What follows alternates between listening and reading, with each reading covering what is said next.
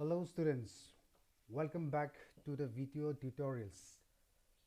Dear class 11 students, we will today learn the chapter 7 from the prose section. The name of the chapter is The Verger by an author named W. Somerset Maugham, okay, pronounced Mom. The Verger. First thing first, let's see what, or let's try and understand what or who a verger is. Okay, a verger is a person who takes care of the interior of a church and acts as an attendant during ceremonies or services. In our here in this part of the world, sometimes we, or most often we call them the church chowkidar, but in countries like the United Kingdom especially, okay, a person who is engaged in the interior of a church, helping, attending during the church services or ceremony is known as the verger. We will be learning a story concerning a verger. Okay, but before we go into that, we will try and study something, a brief account of who the author is. You can see his picture here. Okay, I hope it is not dark enough. You can see his picture. We will, like I said, briefly go through who this author is. Full name is, my dear students, William Somerset Maugham. Was born 25th January 1874 and died on 16th December 1965. He was an English playwright. Individuals who write, stories to be staged on drama, on the stage. Novelist, people or individual who write novels, and a short story writer. He was among the most popular writers of his era, of his time, and repeatedly the highest paid. That is what is made to be known. Okay, during the 1930s. Now, Maugham's parents died before he was 10 years of age. His parents actually passed away when he was very young. Thus, he was orphaned at a very young age, growing up without the love and concern of his daddy and mummy, for which he was raised by his paternal uncle, an uncle from his papa's side, who was emotionally cold. The uncle was not very warm in his dealing with people around him. When he was growing up, he did not want to become a lawyer, like most of his family members, especially the men folk in the family. They all were trained as lawyers. Rather, he liked medicine, so he trained and qualified as a physician, as a doctor who specializes in internal medicine. Okay, his first novel, titled Lisa of Lambeth, it is italicized, that was published in 1897, was sold out so rapidly. When he first published his novel, it was sold out so rapidly that Maugham gave up medicine to write full time. He thought, uh, if I can write that well, okay, I will give up my primary career, that is to be a doctor, a specialist in the field of medicine, and he started writing full time. The interesting thing about this author, when the World War broke out, World War means the First World War, okay, two great wars, the World War I and II, in starting on the 20th of September 1914. Maugham was already famous with 10 plays produced by him and 10 novels already published. He was already famous. Now, another interesting thing is when this war broke out, he was too old to be enlisted in the army for active services as a soldier. He was too old. So he served his country, that is Britain, as a member of the British Red Cross. Okay, he served in France. In fact, he was serving as an ambulance driver. Their group was known as the Ambulance Corps. There were other writers, okay, serving in the war as ambulance driver, ferrying injured soldiers. Okay, so he was in France with the British Red Cross. In 1916, he was recruited into the British Secret Intelligence Service, okay, the intelligence service of the British Armed Forces or the British government. He worked for the Secret Service in Switzerland and Russia before the October Revolution of 1917 in the Russian Empire. A revolution broke out in Russia in 1917. Okay, uh, before that he was also serving in Russia.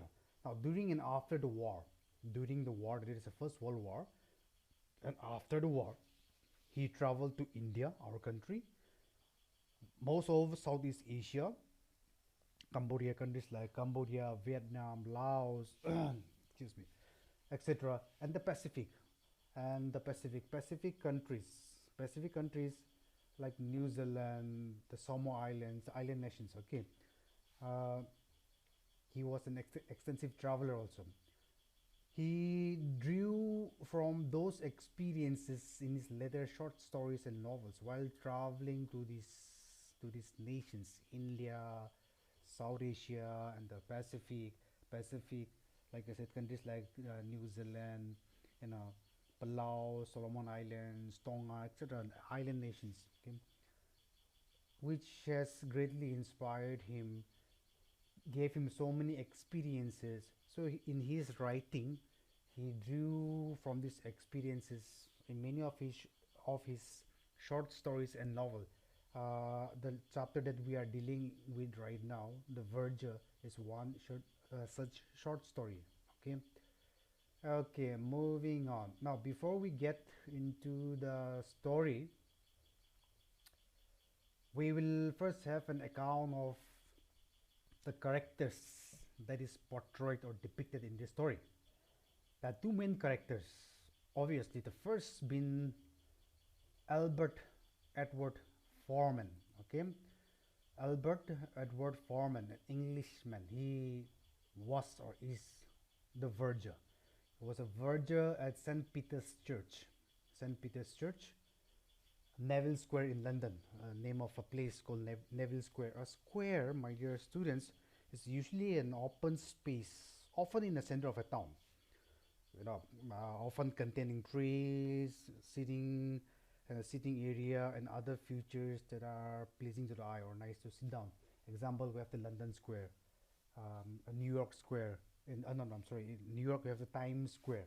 Okay, in China, we have the Tiananmen Square, I believe. So, the name of a place in London, the place called Neville Square, where we have the St. Peter's Church. In this church was frequented. Their members, the parishioners, were from the high and the fashionable society. Okay? Members of the church were from the upper echelons of the society. Our character Albert Edward Foreman was serving as a verger. Now, interesting thing is our verger Albert Edward Foreman. We will be addressing him later as either using the last name or the middle name or the first name. Okay, Albert, he don't know how to read and write, which means he was illiterate. However, he loves his work. He loved being the verger. Okay, he gave his best as a verger.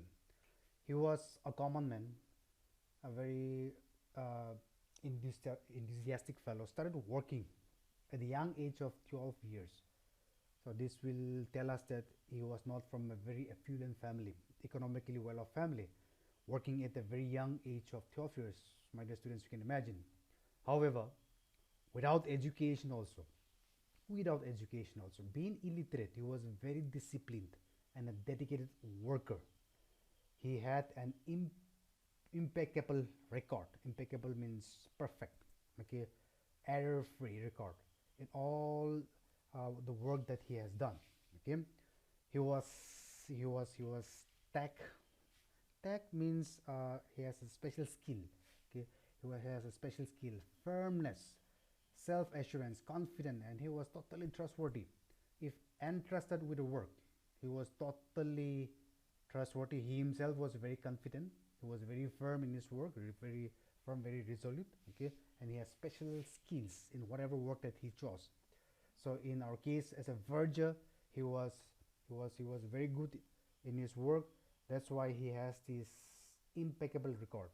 There was no complaint whatsoever regarding his work. He was focused. Albert Edward Foreman was very focused in his work as a verger, as a page boy, as a butler. That is what he used to be earlier before becoming the verger of St. Peter's Church. Okay, uh, he will give all his energy to a work that he does, be it the verger or be it when he was the page boy. Page boy means, my dear students, a boy, a young boy, okay, or a youth employed for doing household works or domestic works in homes. We will come to know about page boys or all this later on in the story. Okay, sorry, where were we? Yeah. So he will give all his energy, commitment to whatever work he was doing, and in all these works, that he was so focused. He was not driven because of gains or profit. He was not looking for gains or profit, but do it the best he can. Now, this is very important character that he has, and I think, my dear students, we also need to emulate or follow. Uh, when you're doing certain works, when you're doing a certain work, uh, you should try to do it not for personal gains or for some vested interest, but to be the best you can. Okay, that is what Albert Edward Foreman aspired to be, the best he can wherever he works or whatever he is doing. He was sensible and has wisdom, though illiterate. Our character here, Albert Edward, okay, he was very sensible. Illiterate doesn't mean that he was not sensible. Illiterate doesn't mean that he will have no wisdom. In fact, there are many great individuals in the history of the world where they are hardly literate but full of wisdom. So our character Albert Edward was sensible and at the same time has wisdom, though illiterate. He was somebody not overcome with emotions, or he was not driven by emotions. Okay, he was also ingenious. Ingenious, my dear students, means brilliance. Brilliance. Okay, he had he displayed certain brilliance in him. He was also flexible. He was also flexible.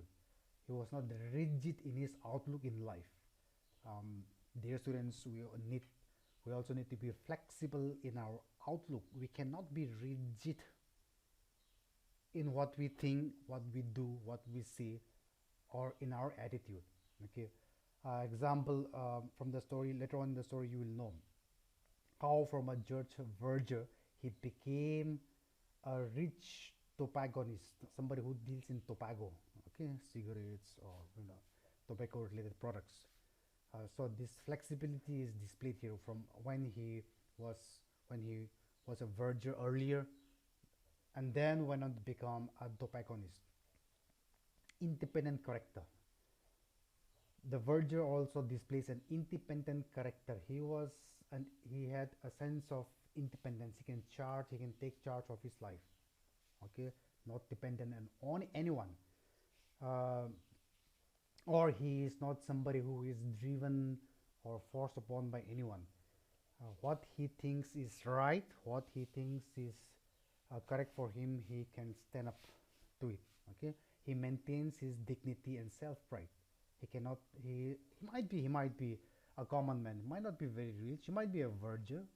Okay, he might be illiterate, but he is not somebody who is pushed and pulled around at the whims and fancies by somebody who is higher than him or who is more learned than him. Okay, he maintains this dignity because he knew that he was good in what he was doing.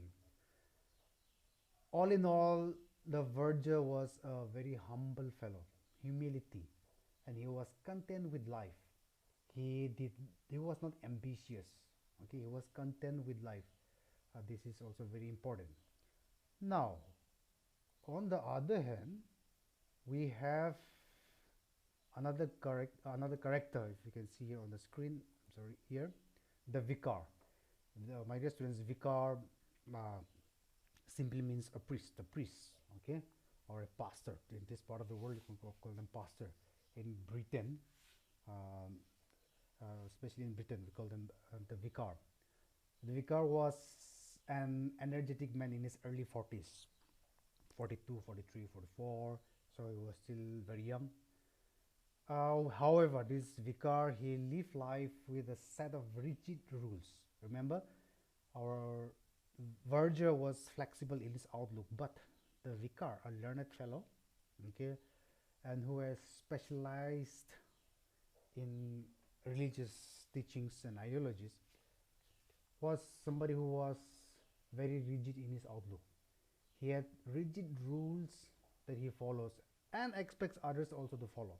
Okay, he believes knowing how to read and write. Our vicar here, who is not named in the story, okay, believes that literacy, that is knowing how to read and write, is a standard everybody should have. Only he believes that if one has literacy, if one is literate, then only good things will come about. Okay, that is what he believes. He also believes that illiteracy, it's a potential risk to everything. Okay, including the good of St. Peter's Church. He thinks that anyone who is working in the church, okay, if he or she is illiterate, then it is a potential threat or a potential risk. We will come to this later on in the story, why the verger believes in, I'm sorry, the vicar believes that, you know, being illiterate is a risk. Now, from the story we can make out that, and from the verger's own saying, the vicar or the priest was somebody who controls rather than collaborates. He would like to control everything that is going on in the church, in his parish. Okay, um, parish parish simply means an administrative part of a diocese that has its own church. Okay, like our Holy Cross parish. Okay, so we have an administrative part. We are Holy Cross parish is an administrative part of a diocese, the Kohima diocese, that has its own church. Our church, Holy Cross Higher Second, Holy Cross Church. Anyway, let's come back to the chapter. The vicar, like I said, who wants to control everything, the administrative part also, the religious affairs also, the day-to-day functioning of the church, everything. He wants to control everything. He tends to interfere in everything. Our vicar, with all this, he seems to be driven because of all this character. Okay, Somerset Maugham puts out that our vicar, the priest, seems to be driven by self-inflated ego. Okay, he seems to have a big ego. Anyway, those are the two short character lists of the two characters: Albert Edward Foreman, the verger, and the vicar. Now, moving on, we will have on the screen here a brief introduction of the story. Okay, a very brief introduction of the story, then we'll move on. I'll just read it out for you, my dear students. Just follow. The Verger by W. Somerset Maugham is a short story taken from his collected short stories collection. The Verger, okay, earlier we said that Somerset Maugham was also a short story writer. So he had a collection of short stories, simply titled Collected Short Stories. So this story is taken out from this collected short stories. Okay, the story is about a verger named Albert Edward Foreman, who was a verger in the church. He has been working for the last 16 years in the church. The verger has been working for the last 16 years in the church of St. Peter's, Neville Square. Okay, he was a very simple man. From the character list we have seen how he was humble and simple. He was a simple man who loves his job and carried out all his duties with great joy and dedication. In the character list also we have seen this. He loves doing his work and he does it with dedication. Up until now, there has never been a complaint about his work. This also we have seen in his character list. His track record was error free, impeccable. So up until now means up until now, until a new vicar was appointed. The vicar that we are talking about was newly appointed. Okay, upon this new appointment, when the new pastor or the vicar arrived, the new pastor arrived and made a shocking discovery that Albert Foreman was illiterate. And he discovered that uh, Foreman was not able to read and write, resulting in the new vicar firing him. He was fired from his job. Okay. Now, poor Albert loses his job as a verger because of his inability to read and write. The vicar thinks that all the good things can only come from a person who can know how to read and write, and not knowing how to read and write in a church like St. Peter's is actually a threat. Okay, that is what he thinks. So he was fired from his job. Now, poor Albert loses his job as a verger because of his inability to read and write. But then he turned around his problem. Once he was fired from his job, one would usually think that towards the back end of his life, okay, not knowing how to read and write, his life is finished. That is what one might think, but no. He displays certain amount of brilliance and wisdom. He had wisdom. So he turned around his situation and became a very successful shopkeeper. A business dealing with tobacco. He was a tobacconist. As the years went by, he became a very rich man. Yeah, down 10 years from the day he was fired, he became a very rich man. He realized that he is better illiterate and rich than literate and still be a low-paying verger. Was This is what he realized at the end of the story. Okay, and in fact, he was very humble. Okay, after getting rich, also he did not let the richness, the success, get into his head. That's why in the character list we said he was humble. So this is a brief introduction of the story. We did so that you will know what we are getting into. Now slowly when we will get into the story. Like earlier, my dear students, I told you we will be, is the screen okay? I hope so. Like earlier, we will be uh, doing the story. We will be learning the story, okay, uh, in a section-wise manner, okay, so that we learn more easily. And again, like earlier, I again apologize for the sound quality owing to these poor recording gadgets. Okay, now let's get into the story. The story. The first part of the story. Albert Edward Foreman at his workplace with a new vicar. The new vicar of St. Peter's Neville Square was recently appointed. Now, one afternoon, there was a christening in the church, naming of a baby in the church. A ceremony. Every now and then, either we name a baby, we christen a new vehicle, or so on and so forth. So one particular afternoon, there was naming of a baby at St. Peter's. The verger was still around. Okay, he was waiting for the christening to finish. Albert Edward loves and respects his job. We know earlier that how he loves his job. So, if the so much so that the verger's gown gave him a sense of dignity and pride. If you love your job, okay, let's suppose if you love your school, you will have a certain sense of dignity and pride when you wear your school uniform. So that is how the verger felt. He had great love for his job and he respects his job. So much so that he has kept all his gown for the last 16 years. Whatever gown, clothing that you wear in a church that was issued to him the last 16 years, he has kept it nicely folded in the cupboard. Okay, this shows that he had a great love for his church. So this particular afternoon, okay, he was wearing his second best gown. A new one was already issued to him, but he was not wearing the new one. The new ones he reserved for weddings and funerals. Now the verger, when the ceremony was, the christening was going on, and when the christening was over, the verger busied himself waiting for the vicar, the priest, to finish work. This new vicar, who was newly appointed, was energetic in his early 40s, and he, like we have already seen in his character sketch, he interferes and controls everything in the church. Albert preferred the old vicar. Okay, Albert Edward was thinking to himself, "Oh, this new vicar, he doesn't belong here. The old vicar, the old pastor was much better."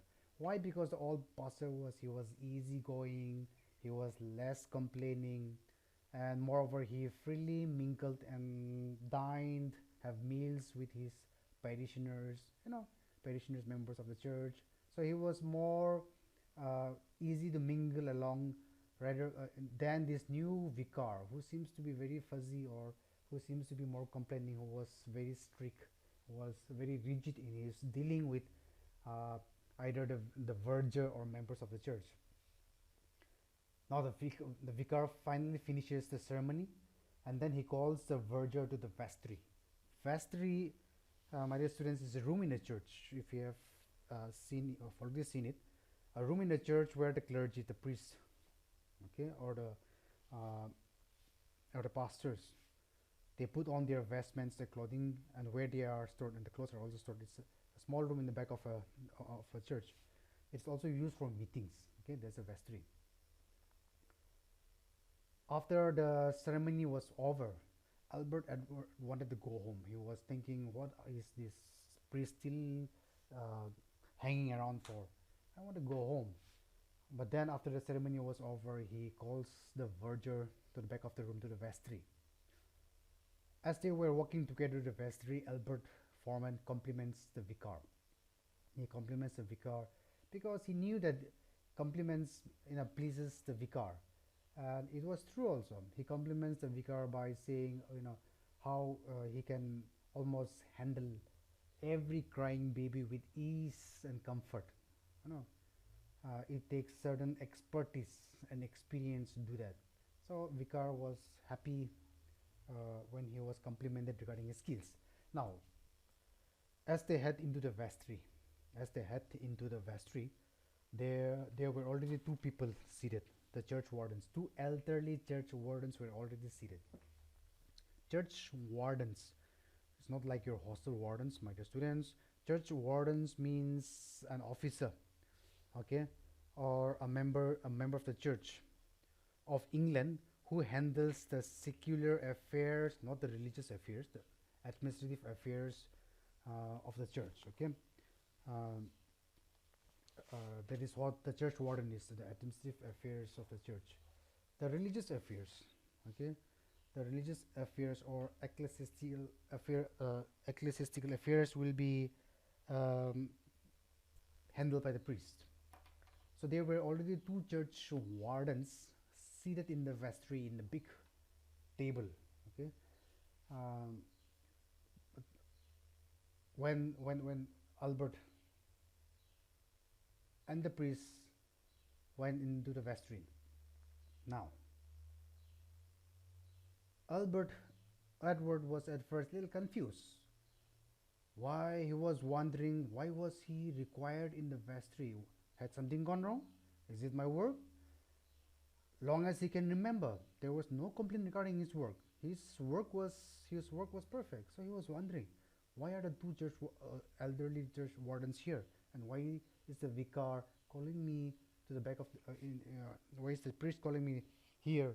What he wanted. He was wondering. Now we will see what went on, what went down. The conversation at the vestry. Once they were inside the vestry, okay. Like I said, Albert Edward was a little confused. He wondered what was the matter. At first, he thought to himself, when he entered, as he was trying to get his mind together, he wondered. He thought to himself that the vicar must have instigated something. Okay, the vicar must have instigated something against him. That's why the two church wardens are here, to get back to me. That's what he thought. He never liked the vicar in the first place, the new vicar. And he thought he had done nothing wrong. He had done nothing wrong. He has a good service record. Even before joining church work, even before joining church work, he had done a lot of works before joining work. He had been, my dear students, started off, like I said in his earlier character list. He had started working when he was very young, at the age of 12 years. He has started off as a page boy, a boy who is employed in your household to do domestic works. Okay, he had also risen by due degrees, step by step, as a butler. You know, in the textbook, if you see on your page number 60, 60, 68, okay, the work that he has done has been listed. Now I'll just read it out for you. Starting as a page boy in the household of a merchant prince, he had risen by due degrees from the position of the fort to the footman. For a year, he had been single-handed butler to a widow peeress, and so on and so forth. Okay, so he also has been working as a chief servant or as a chief male attendant in the house of a retired ambassador. A butler, butler. A butler is the chief male servant of a household. He has a charge of other employees. He also receives guests, directs the serving of the meals already prepared by the cook, and perform various other personal services. So he has risen from the page boy to the position of a chief male servant in various households. Okay, and in all this work, and then after becoming the after uh, finishing his work as a butler, he then has become the verger. There was a vacancy in St. Peter's Church, and he has taken the job. In all these works, there was no complaint. That is what he was running through his mind. All the work that I have done, there has never been any complaint. I had a very good service record. So he has a very good service record before joining work. Now his mind is confused and his mind is racing. Now the vicar began. Okay, he addressed the verger and said, "Look, my dear Edward Foreman, we know that your work and duties are very satisfactory. We have no complaint about it, and the two church warden will agree to it. Okay, we are very satisfied with your work. However, however, I have I have quoted the exact words from the vicar, but a most extraordinary circumstances came to my knowledge. An extraordinary thing has come to my knowledge, and that is Foreman." Okay, what was that? What is that extraordinary knowledge that has come to his knowledge?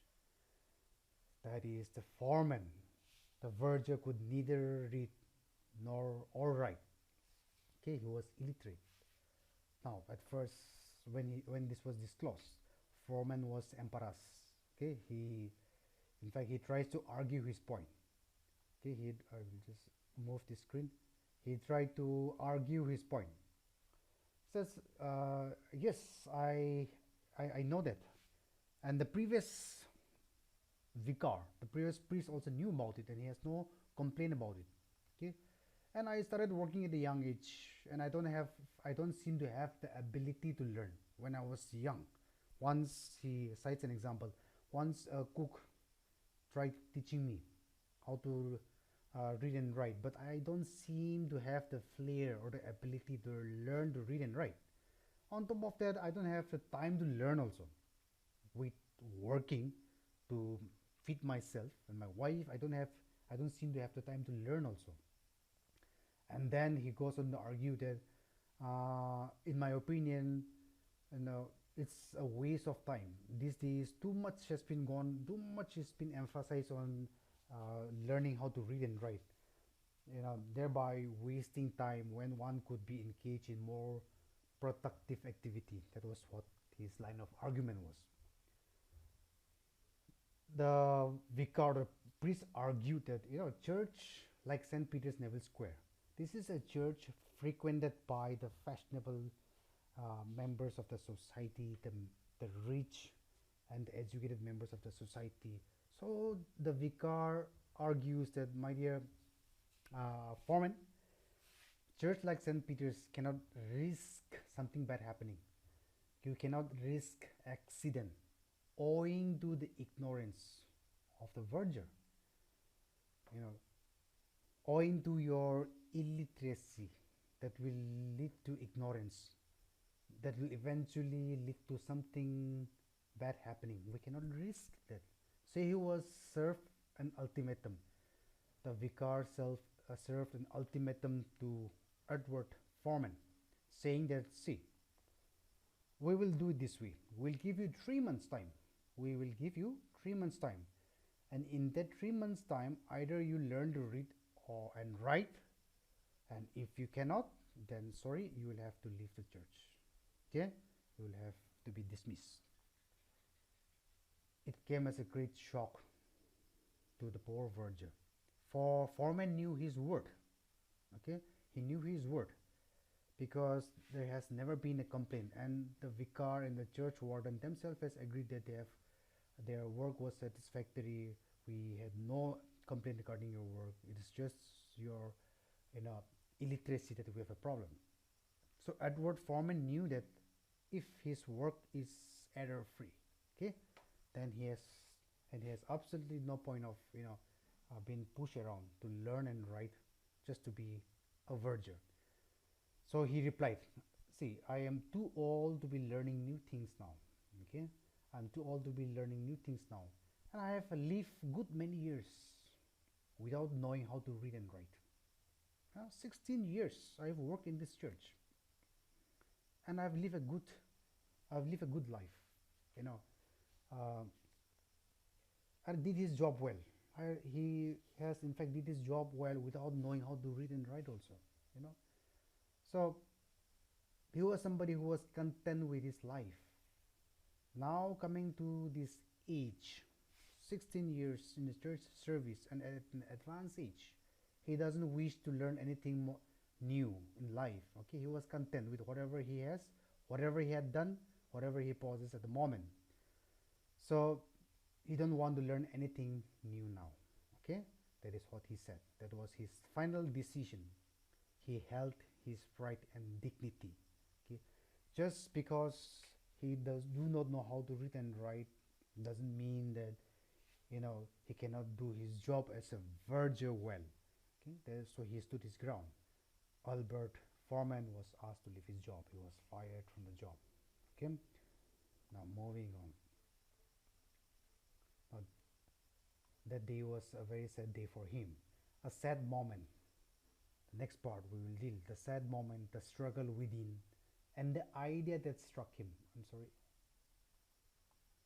A sad moment, the struggle within, and the idea that struck him.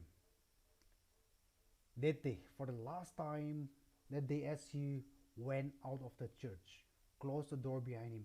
First, he carefully, neatly folded his verger's gown, kept it in the cupboard, went out of the church, closed the door behind him, and he walked out into the cold weather. Okay, his dignity was shaken.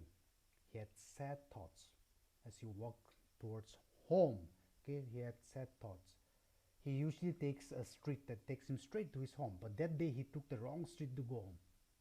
With a heavy heart, okay, he was wandering about the street. With a heavy heart, he walked slowly, not knowing what to do. Okay, coming to this old age, without knowing how to read and write, okay, he had no idea what he will do. He had no idea how he will survive along with his wife further on. Okay, and now after having all these years been his own master, nobody should tell him what to do. He knew what should be done and he was good at it. He do not want to go back to domestic work again. Okay, so this was what he was struggling within himself. What to do, what not to do. He doesn't want to go back to domestic work, and if he doesn't work, okay, how will he survive? I have a wife at home to take care of. He has saved some money, but not enough. Okay, and with the inflation, living costs rising every day, every year. Okay, it was deeply troubling for him. He was deeply worried. Now, Foreman, he was a non-smoker and a non-drinker, but with certain flexibility. Okay, he was not a very rigid. We see this is also another example. We have seen in his character list that he was flexible. Though he was a non-smoker and non-drinker, okay, there was certain relaxation towards drinking and smoking also. He that is when he was tired after all this work, he usually has a glass of beer during dinner, and then if he's equally exhausted, he enjoy a cigarette. Okay, that is how Albert Edward was. Now on this day, a sad moment. So in order to cheer him up, he badly wanted a cigarette. He badly wanted to smoke a cigarette. Okay, and the street that he took was a long street. He wanted to buy. Since he did not carry it with him, he wanted to buy. So he walked the entire street searching for a cigarette shop, but there was no cigarette shop around. Okay, so just to make sure that there was no cigarette, he went back the entire street again. No cigarette shop. He was wondering to himself, come on, I cannot be the only one wanting to smoke a cigarette and not even a single cigarette shop in this entire stretch of the street with no cigarette shop. At that very moment, an idea struck him. Okay, it was like a snap of a finger, bing, and then an idea struck him. Uh, he thought, how about a cigarette and a sweet shop? Okay, now he was breathing heavily. He was thinking to himself, how things come to you or when you least expect it. That is how he was thinking. That afternoon, he went back home hurriedly. Okay, that afternoon, he considered the idea very deeply from all angles. Okay, his wife was in fact worried. He did not say that he was fired from the job that day. His wife was worried and asked him, "My dear Albert, you look worried today. What happened? What is going on in your mind?" He said to his wife, "I am thinking." Okay, so that afternoon, sipping a hot tea, he studied this idea very deeply from all angles. The next day, he got up and went to the street. And luckily for him, there was a shop that was been let out to be rented. He rented the shop immediately. Okay, and he set up a business. What was the business? Tobacconist and news agent. A shop that sells tobacco, cigarettes, and newspapers. Okay. Now, 24, 24 hours after he was struck with this idea, he has set up his first shop. Okay. As the days went by, this shop was quite successful. Now, this part will tell you how brilliant he was. He had in his character list we saw that how he had wisdom and how he has an air of brilliance. This is what is depicting it. Okay, this is an example. The shop was quite successful. Okay, so he thought, he did not stop with this one shop. He thought, why not a second shop? If the first one is successful, I don't see why a second shop will not be successful. So he went around again in the empty streets of London where there are no uh, cigarette shops and set up the second shop. Okay, and put a manager in it to take care of the second shop. Likewise, third, fourth, fifth went on. Now, Albert Edwards' business was very successful in the sense that in 10 years' time, from the day he was fired as a verger, okay, he owned 10 shops and he was making a huge profit. He was making a huge profit. He was making a lot of money. So much so that we will see this in the next part. Okay, here, the last part now. My dear students, I hope you are following. You all are following. Am I not too fast? In 10 years' time, he owned 10 shops. Now, owner of a tent shop. Albert Edward Foreman, now a rich man, but still humble and simple minded. In his earlier character list, the last part we said he was humble. Okay, he was humble and still a very simple minded fellow. We will see why. Now, after 10 shops he owns, okay, all he does was he will go around every Monday, collect the week's earning and deposit in the bank. That's all he does now. Go to each shop every Monday, collect the week's earning and deposit it in the bank. So he was laughing his way all to the bank every week. Now one morning as you went there to deposit his money, the bank manager said he wanted to talk to him. Okay? So he was ushered into the bank manager's room. The bank manager had a talk with him and then suggested to invest in securities. Okay, why? Because it will give him a better rate of interest. It will give him more return. Okay, securities, securities, my dear students, those of you who are not from the uh, financial background, all of you are. Some commerce students might have an idea. Securities simply means securities in England is issued by the Bank of England. Okay, I'm sorry. Securities simply means a tradable financial asset that you have. A tradable financial asset that you have, such as share in stocks and share. Okay, shares of stock. So if you invest in stock and shares, your money, one will get more return in terms of the rate of interest than saving it in a saving bank account, which has a very low rate of interest. So this is what the manager was suggesting. Albert, you have a lot of money that you have deposited. Okay, why not invest it in securities so that it will give you more interest? Oh, Foreman was confused.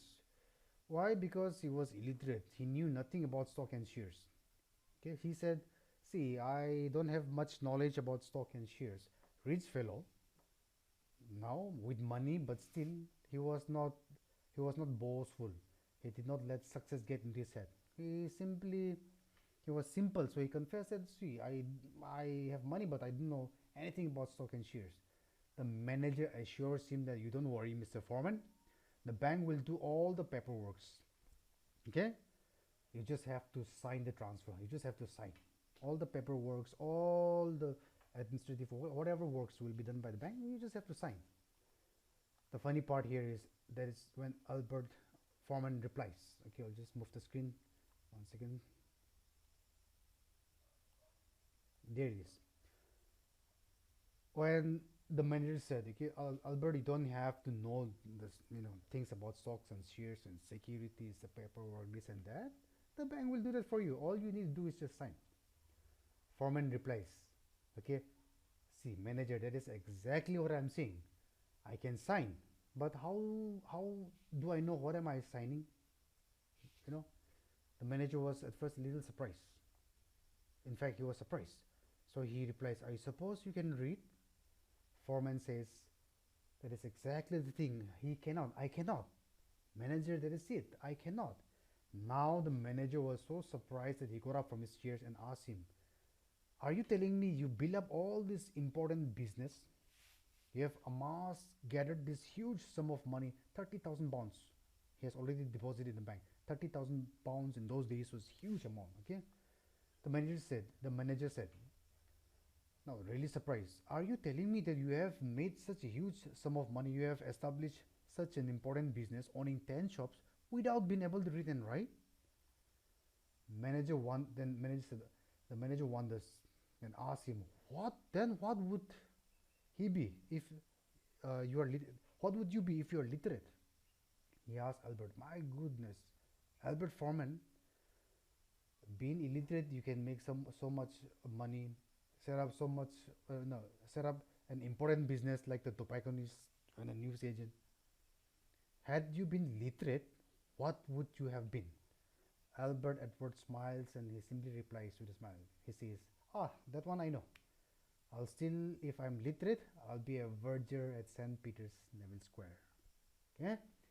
So you can see from the last part of the story how,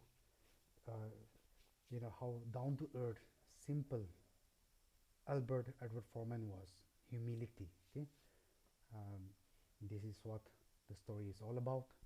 Not a very hard story, but there are so many messages that you can take from the character of the verger. Try to imbibe it in your life, my dear students, and this will bring us to the end of the chapter.